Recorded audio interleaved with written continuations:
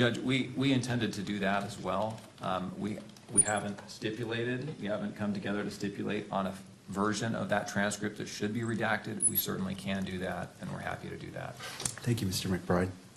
We will meet and confer with Mr. McBride and his colleagues on that. All right, how much time is needed by the parties? 2 weeks. That's fine, a couple weeks. All right, a couple of weeks, and then we can address that. Next, I want to turn to address media coverage and place on the record the potential consequences of any willful violation of the court's December 23rd, 2025 standing decorum order. Under Utah Code Section 78B-6-310, if the court finds a person guilty of contempt, the court may impose a fine of up to $1,000, order incarceration in the county jail for up to 30 days, or both.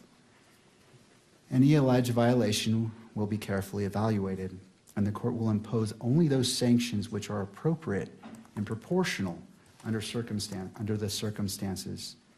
The court will make specific findings on the record before imposing any sanction. In addition, the court may impose the following remedial measures if warranted. First, immediate suspension of video transmission of the hearing, with proceedings continuing on audio-only basis for the proceeding where the violation occurred, and disqualification, if necessary and narrowly tailored, of the news organization that filed the request in order for electronic media coverage of court proceedings for the hearing in which the violation occurred from providing pool camera operator services in this matter, where the court determines that such a measure is required to ensure compliance with the standing decorum order and to protect the rights of the parties. Counsel will be allowed to provide their input before the court makes any final determination regarding sanctions. I want to emphasize that these measures are not intended to have a chilling effect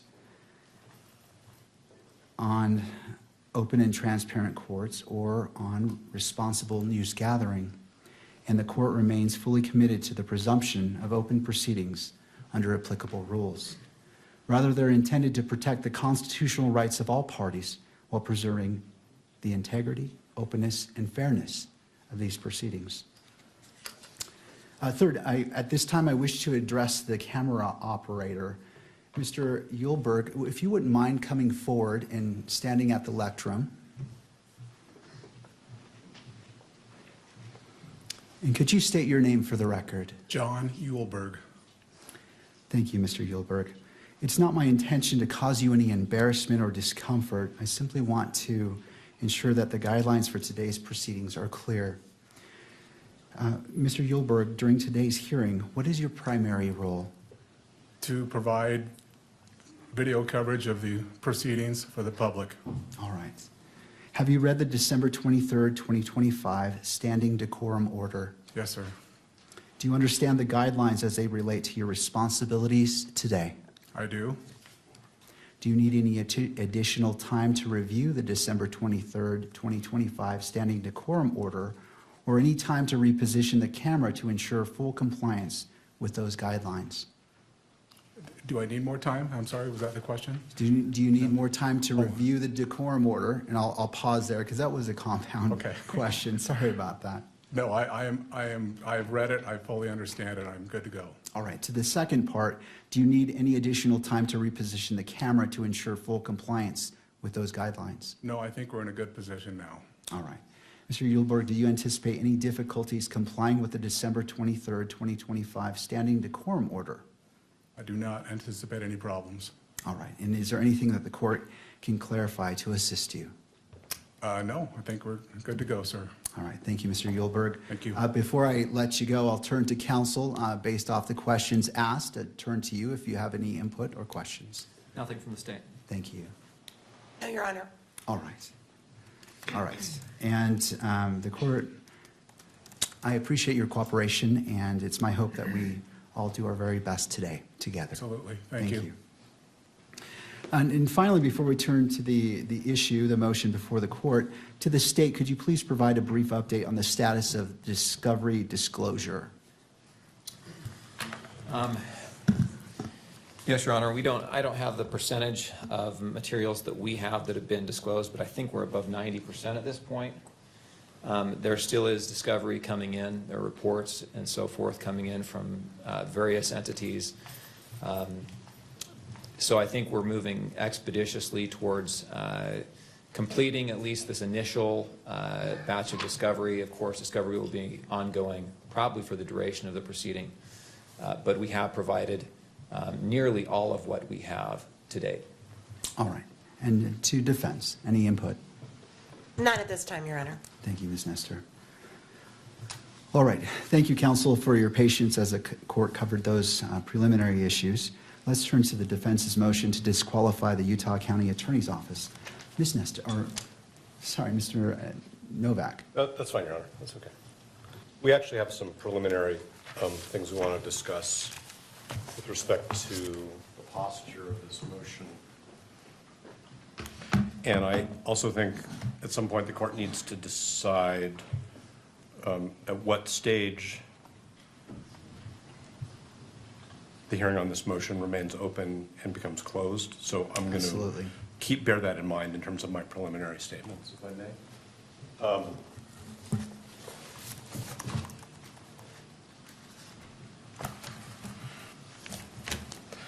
When we filed this motion to disqualify, and when I say we, I mean Mr. Robinson's counsel, we fully expected that what the Utah County attorneys would do is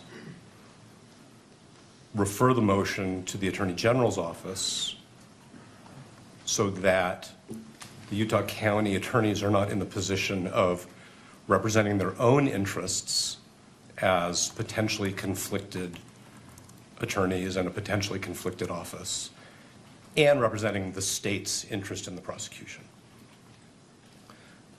We heard informally from the state's attorneys that they were preparing a response and when it would be provided. And then what we received, and again, I'm bearing in mind that we're in an open hearing at the moment, was a brief where I'm going to say the unsworn representations of two attorneys from that office are basically integrated into points and authorities. We don't have affidavits from Mr. Gray or from the other attorney. We have argument. We noted in our reply that we were surprised, that's in footnote 2 at page 4, that the Utah County attorneys were representing themselves in connection with a motion alleging that they have a conflict of interest and that the state was not being represented through the Attorney General's office. We did some further research on this, and you know, we have some case law that we can provide the court. I suspect that the court is very familiar with the fact, just from its own experience, that in appropriate circumstances, the Attorney General's office can either, one, represent the state in what was a county prosecution with respect to a disqualification motion so that the boundaries are clear, or if there's an ultimate finding or conclusion that there's a conflict of interest, take over the prosecution or assign it to another county. So we're very concerned that we're getting off on the wrong foot, if I can use that metaphor, because we have officers of the court who are both representing their own interests in continuing to be the prosecutors in this case and representing the state in a situation where there should be what I would call, at least temporarily, conflict counsel. I'm not sure that's the term the Attorney General uses, representing the state's interests. There's a Supreme Court decision which is called State v. Jimenez, Jimenez, which I can provide citation for. There are subsequent cases, but it's pretty clear that this is the type of a case. I'm not saying that Jimenez compels that action, but it seems to me to strongly suggest that where there is a showing, I'm not sure what the threshold showing is. I don't want to say it's a prima facie showing or a reasonable concern, but where there's a showing that there very well may be a conflict of interest that hasn't been handled by a particular state attorney's, county attorney's office, that what's in the interest of the litigation, of the public, of the parties, is for the Attorney General to step in. And the citation for State v. Jimenez, if I may, is 588 P. 2nd 707. Of course, I can provide the court with the Utah citation as well.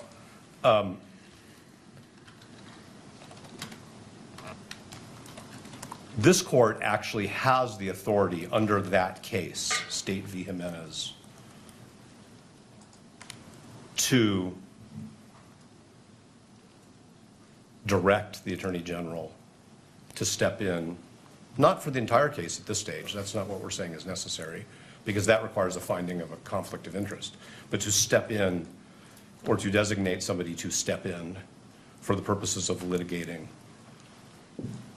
that motion. Okay. And so we're very concerned that even going forward with an evidentiary hearing where members of the Utah County Attorney's Office are both litigating as representatives of the state in a prosecution and essentially defending their own propriety of proceeding in this prosecution is problematic. As far as being prepared, we're of course prepared to go forward with an evidentiary hearing, but we think that it's improvident. And we think that what the court should do, if the Utah County attorneys have not or don't, if given the opportunity, do this on their own, is that the court should designate the Attorney General's office for the purpose of litigating this motion. The court might ask, hypothetically, the question, has the Utah County Attorney's Office conferred with the Attorney General about this particular question? And we are not in the dark, because as Ms. Nestor will tell the court, as an officer of the court, she's spoken with the Attorney General's office, and they have not been consulted about this. Okay? So this is a motion to disqualify a county attorney's office based on what we believe is a material, significant conflict of interest that it's clear they haven't even tried to address by way of a screening, which of course is a term of art, because their position is no screening was necessary. We're not even here to discuss whether the way in which a particular attorney was screened off was adequate. Their position, as their own advocates, is we've already decided no screening is necessary. So we've been told by the Attorney General's office, Ms. Nestor can represent to the court exactly what she was told, but basically that there has not been consultation. And while that is Mr. Gray's prerogative, we think it's wrong, and we think that this court needs to exercise its authority to intervene and say, in this case, for this kind of a motion, the court needs to hear from a representative of the state who does not even appear to have a conflict of interest. So that's our preliminary statement about these issues. And again, I hope I've avoided saying anything that should have been said in a closed hearing. I think I was pretty good about that. So that's where we are before we even get into the litigation of it. And I don't want to be formalistic, and I'm certainly not trying to be confrontational, but I think actually what we think the court should do is the court should strike the Utah County Attorney's response to our motion and direct the Attorney General to take up the responsibility for responding to our motion in whichever way clearly non-conflicted attorneys representing the state think they should, how it should be responded to. And if I've muddled, I always say this, Your Honor, if I've muddled anything or confused anything, please say so and I'll try to clarify. Thank you. I do have some questions for you as it relates to this. I wish to consider all the authority that you wish to cite to. I mean, obviously, you came into this hearing knowing that this is something you're going to present, and this court wants to be efficient with time, but thorough. Yes. And not jumping to conclusions. Can you give me all the authority that you wish for me to consider in considering your request today? Yes, and I think what we could also do, which maybe would be more helpful to the court, is that we could file a short brief on this particular issue, because I will acknowledge that while we were surprised that the brief was filed by the same lawyers who are alleged to have this conflict of interest, it took us a little bit of time to, and we wanted to get that filed in time for today's hearing because the court had set the hearing. It took us a little bit of time to think through these issues. So there are Utah authorities, there are authorities from other jurisdictions, there are also ABA guidelines on the prosecutorial function, which we think strongly suggest that there should have been what I'll just call a referral to the Attorney General's office for this particular motion. I can stand here and I can give the court case names and numbers and sections from the ABA standards, but it was not our goal to, of course, put the court on the spot and require the court to, like go back into chambers, think about it for, some pressured period of time and come back out and make a decision. So if it would benefit the court for us to file something, and I don't mean in a month, I mean very soon, so that the court has thoughtfully presented points and authorities, we're happy to do that. As far as I know, the only people who've traveled out of town for this hearing are Mr. Burt and myself. So I'm thinking about the convenience of witnesses and the court and counsel. It's important that we do this in a way where the court has the opportunity to make a thoughtful, reasoned decision, as Your Honor always says. So that would be our proposal, is that if the court is open to receiving authorities, that we recess this hearing for, whatever meets the court's schedule, whether it's a week or 2 weeks or a few days, and we can provide the court with something, and we'll come back. But we do think this is a serious issue, because I think the question of who litigates this issue on behalf of the state is in itself wrapped up in this conflict. And we want everybody to get this right. Thank you. Once. My question for you is, knowing this, why didn't you file a motion prior to today's hearing, knowing that the court would be in this position based off of your request to prepare the court, prepare opposing parties, and to be efficient in our use of time? I'm trying to understand. I understand what you're saying, and I understand that things evolve, but I'm trying to understand why that wasn't filed in advance of the hearing to put the court on notice at the very minimum, and just to allow the court to do what the court does. I hear what the court's saying, and I think we can take responsibility for not sufficiently presenting the authorities that we think compel what I've just suggested should happen. We noted in our reply brief that the county attorney should not be representing themselves. And that's probably an inadequate message to the court. But we did file a motion to disqualify. And inherent in a motion to disqualify based on the conflict of interest, we anticipated would be that the state attorneys would seek representation from a clearly non-conflicted, appropriate prosecutorial authority, which, as I've done further research and Mr. Burt and Ms. Visser and Ms. Nestor and I have all done further research, literally up until earlier this morning. We think it's pretty clear that this court has the authority to make that, I'm going to call it a referral. I think it's an order referring it to the Attorney General if the Utah County attorneys choose not to do so. And the additional information, which we did receive today, I'll just tell you that, was that there had not been any communication between the county attorneys and the Attorney General's office concerning this issue. So I'll fall on my sword. If the court thinks I should be sanctioned for not bringing this up sooner, I hear the court, but we are we're juggling many aspects of this case all at the same time, some of which the court is aware of, some of which the court probably is not aware of, but the court can imagine.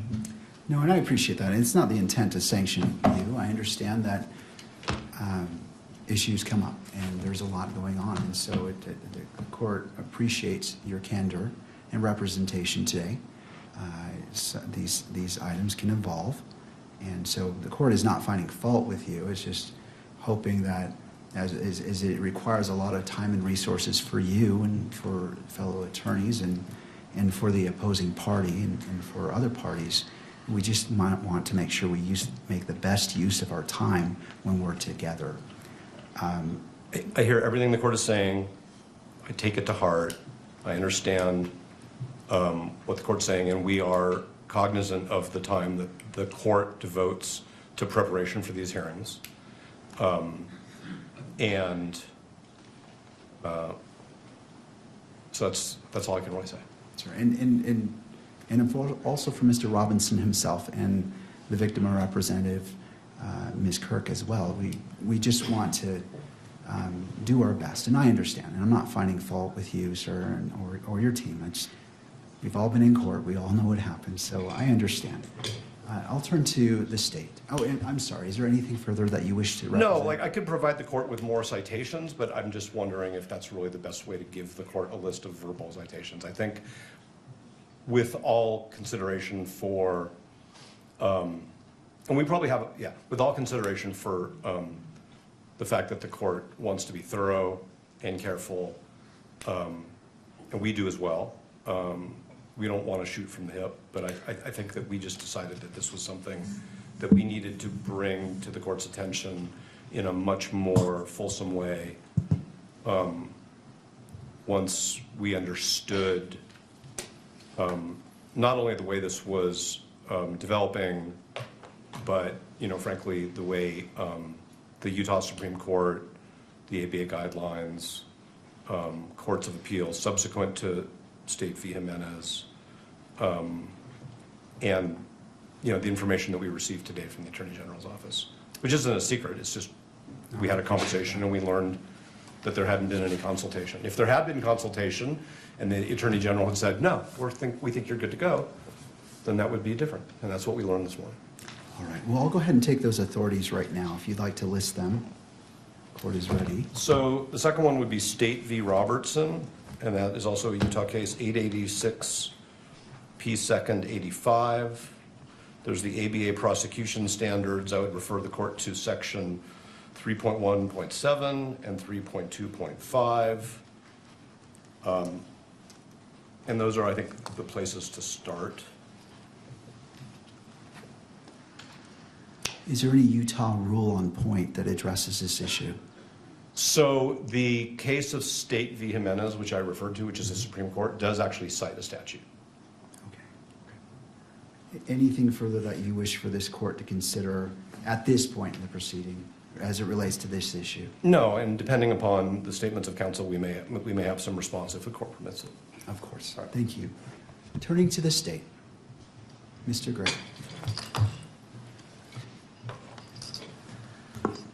Your Honor, I'm not sure why this is coming before us today. If it was such a surprise to them more than a week ago, I don't know why they wouldn't at least notify the court. I, too, represent the state. I'm an elected official, constitutionally elected to represent the state. Where does this end? I don't know these cases. I'm very interested to see whether or not they refer to trials. I know that the Utah Attorney General's office, they've done the same thing that we have in Rule 11 motions, where one counsel on the team examines their boss, in fact, on the matter. So I just think this is ambush and another stalling tactic to delay these proceedings. There's no reason that they could not have at least filed the motion and asked for time to brief it.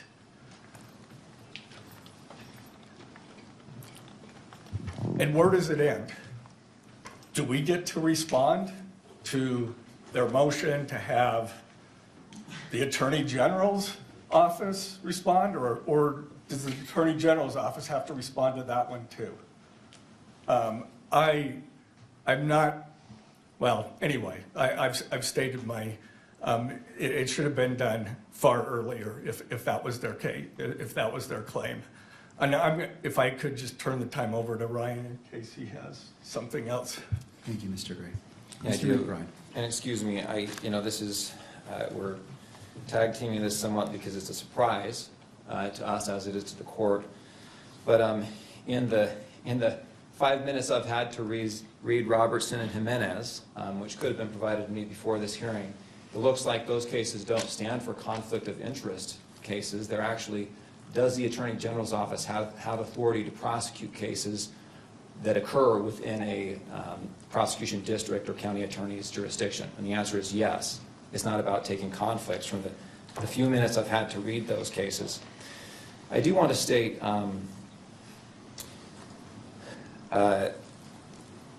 this is, of course, the first time this has been raised to us. The defense has known that we were going to respond to this motion for some time. We requested an extension for our filing deadline back in December. The defense agreed to that extension. Our reply was filed January 5th. The defendant's reply was filed thereafter.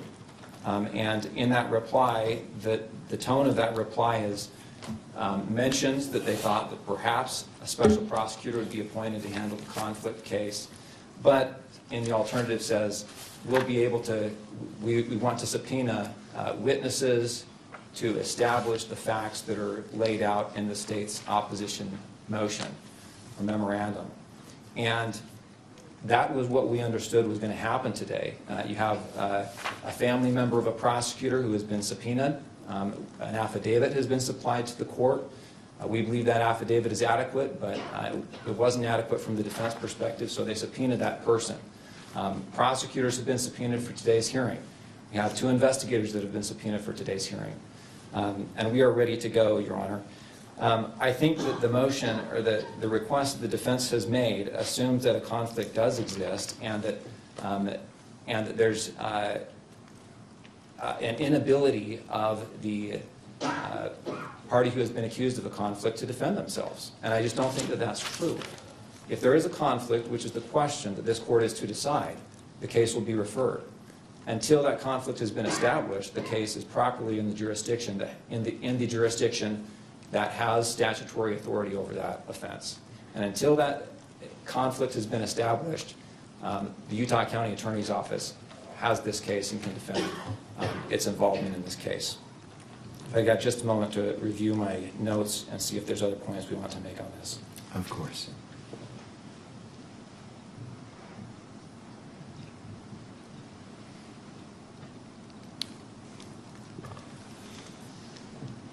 There is one other point I wanted to make, which is the idea that the case would be referred, that alleging a conflict would cause a special prosecutor to be appointed. That really assumes that there is a conflict, and until that conflict has been established, there is no duty for the case to be referred to another jurisdiction or another special prosecutor to handle. And it raises some of the issues that have been brought up in some of the case law regarding creating or alleging conflicts. There's a lot of case law that talks about how it can be a tactic to try and remove cases from one prosecutor's authority to find a more lenient prosecutor, find a more favorable prosecuting authority that's not going to seek, for example, in this case, the death penalty. And there's a lot of case law that talks about you can't call opposing counsel as a witness in a case unless they're absolutely necessary. And the reason is because it can be a forum shopping effort. And we're concerned with that same kind of motivation or tactic that could be used in this case or other cases like it. Anytime you, as opposing counsel, you don't like the offer you're getting, the way the prosecution is being handled, you allege a conflict of interest, and all of a sudden the county attorney's office has to spend $10,000 to hire a special prosecutor just to handle that one issue, regardless of whether or not it's supported or whether or not a conflict exists. That's a concern we have. Your Honor, we're ready to go forward today. We think the evidence that will be presented today will illuminate the issues adequate that Your Honor can make a decision about whether or not a conflict exists, and we don't need to delay this proceeding any further. We're confident the court will see the facts as they are and be able to make that determination. Mr. McBride, so the motion has been made by defense to continue this hearing to allow the filing of a motion addressing more fully this issue. And to that request, what is the state's reply? We object to that motion to continue or to strike. We ask the court to go forward today.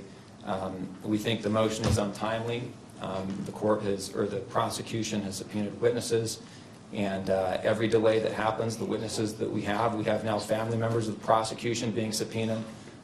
These people are ready to move forward and get this out of the way. The longer we delay this, the more anxiety that this procedure has.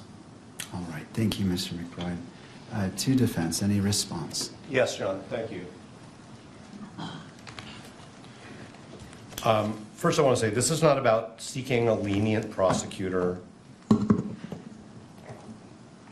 This is not about tactics at all. And it was actually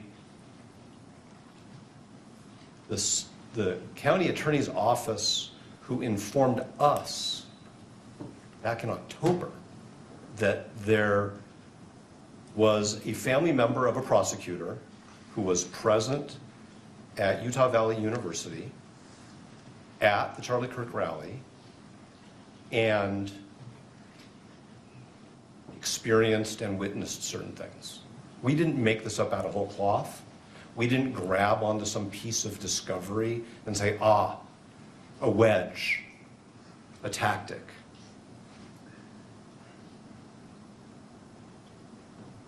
The Utah County Attorney's Office informed us in late October that we needed to know about this, and we informed them, fine, that's your position, it's not a conflict of interest. We think it is, and we intend to litigate it. So it's not a tactic, it's not something that we've made up out of whole cloth because, like I said, we found a needle in a haystack. It's something that they properly brought to our attention, but we firmly believe that the law supports the conclusion that that particular prosecutor should have been screened off.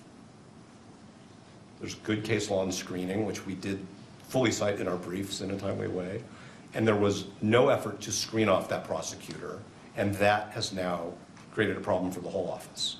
That is not made up out of whole cloth, and like I said, it's not about tactics or lenience or delay. This isn't delaying anything, at least on our part. The other thing that I want to point out is to say that until this court decides there's a conflict of interest, somebody else shouldn't be handling this issue is circular. Because by that point in time, the court would have already allowed the conflicted attorneys to represent the state in a hearing on their potential conflict. So I actually think the way you avoid that circular argument and the sort of harm that arises if the court were to find that there is a conflict, is to at least temporarily have the Attorney General's office handle this. Yes, Mr. Gray is an elected official, but that doesn't mean that his office doesn't have a conflict of interest. Conflict of interests arise. A judicial officer decides to become a prosecutor. A prosecutor decides to become a judicial officer. That's actually where most of the case law comes from, as Your Honor knows. A defense attorney changes careers and becomes a prosecutor. There has to be a screening. The case law is very clear that the screening has to be adequate. There's been no screening here because Mr. Gray decided we don't think there's a conflict of interest. And what we're saying is it's not a needle in a haystack, it's not a tactic, it's not a fiction, it's not a, you know, a thin reed. The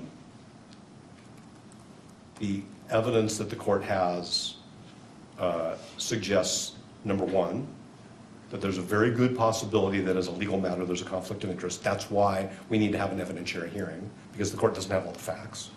And number two, that the Utah County Attorney's Office, because they decided early on, without consulting with anybody, that they didn't have a conflict of interest, didn't put any screening mechanisms in place.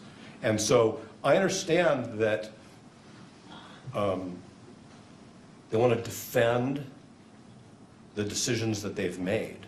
But the question is, shouldn't the state be represented by somebody else in the course of this court resolving whether those decisions were right?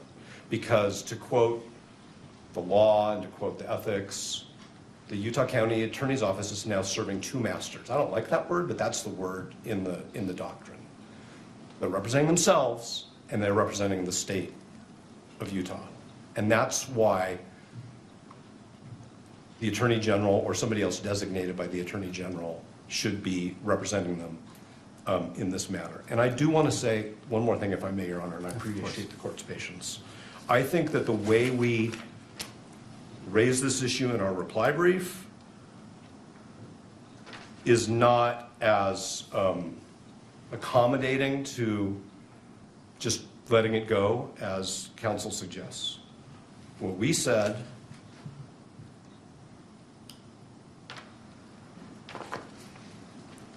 is we asked the question is whether it is even appropriate for the UCAO to litigate this issue on its own behalf. While the UCAO may have provided this court with the information that it has deemed relevant to this issue, the scope of the disclosures and litigation of this motion should have been assigned to another state agency, such as the Attorney General. We didn't suggest that this court should appoint a special prosecutor for all purposes, or that the filing of this motion means that the Utah County Attorney's Office is automatically disqualified from the litigation. That's the point of the motion, is whether they had a conflict of interest, and if they did, whether they handled it. And it's our position correctly, and it's our position that the answer is yes and no. So I understand there are witnesses here, people are ready to go. We think that the court should either accept briefing or agree with us that the referral is appropriate. And I want to cite, if I may, the citation by the Supreme Court in Jimenez. So this is 588 P. 2nd. It's 707, but this is at 708. This is the statute quoted by the Supreme Court. If at any time, after investigation by and a finding and a recommendation from the district judge involved, that the county attorney in any county is unable to satisfactorily and adequately perform his duties in prosecuting a criminal case without additional legal assistance, the Attorney General shall provide such assistance. That's very broad.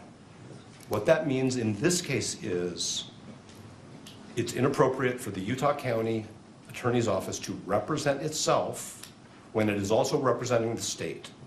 And that for this motion, this court has the discretion, we would say, respectfully the obligation, to designate the Attorney General to represent the state, the people of the state of Utah, in this motion.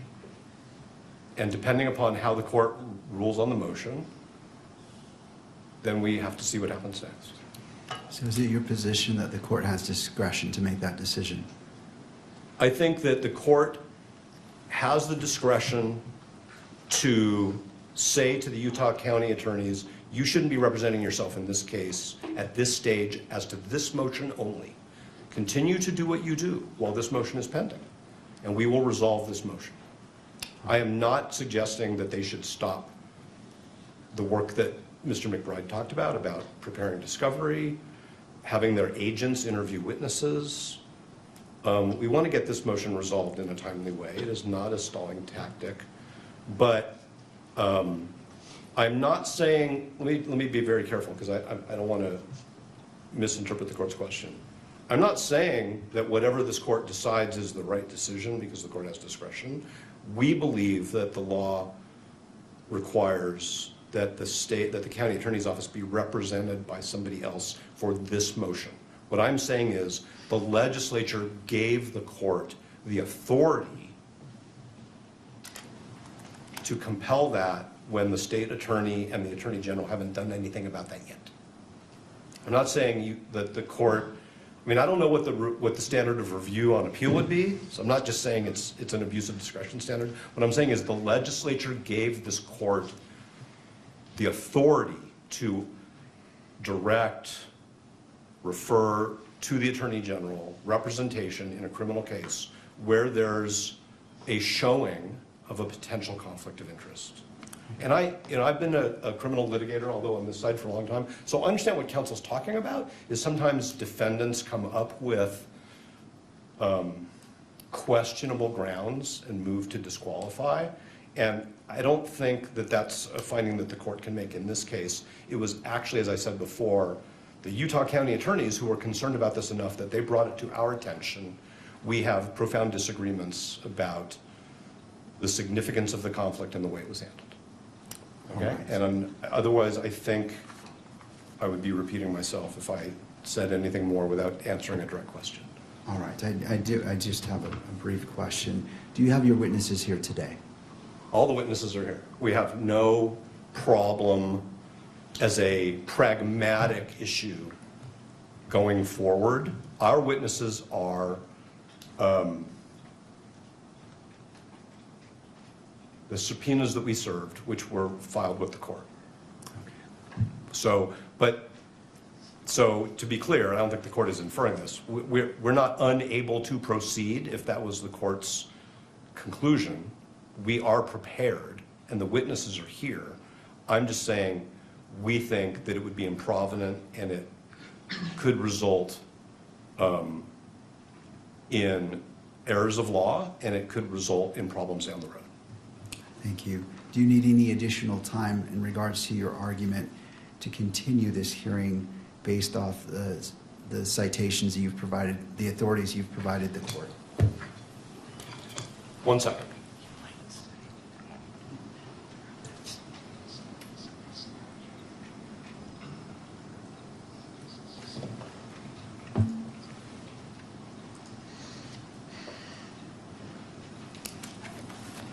No, thank you.